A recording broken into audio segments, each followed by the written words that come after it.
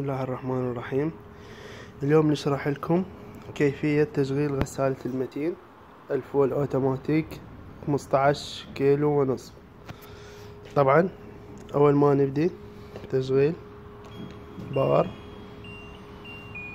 هنا طلعت لنا طبعا شاشة الكترونية تاتش لمس. هنا البرامج مال الغسالة، هنا المميزات الغسالة. طبعا هنا مستوى الماء قبل الغسل يتم تحديده. هنا العمليات اللي هي غسل شطف عصر. هسه هنا طبعا اذا تريد فقط غسل او تريد غسل وشطف، هنا شطف بس عصر او بس عصر او 3 عمليات الغسالة.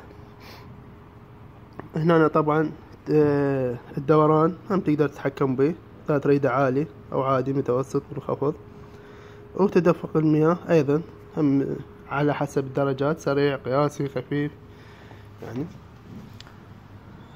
طبعا هنا بعد ما تحدد مستوى الماء وحددت العمليات تبدأ عملية التشغيل. راح تبدأ تغسل أو تشطف وتنشف. لا تريد توقفها فقط رجعها. هنا اكو برامج سريعة يعني فقط تحدد مستوى الماء، فقط بس تحدد اللي تريده من البرامج، تريده عادي تريده سريع.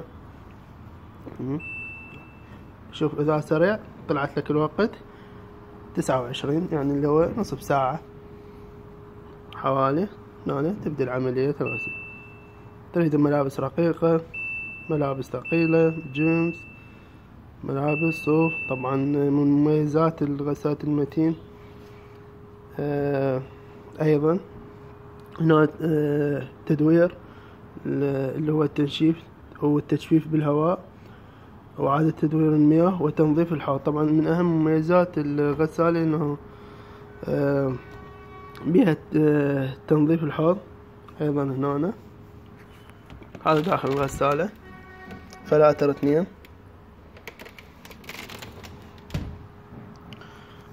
وعملية التشغيل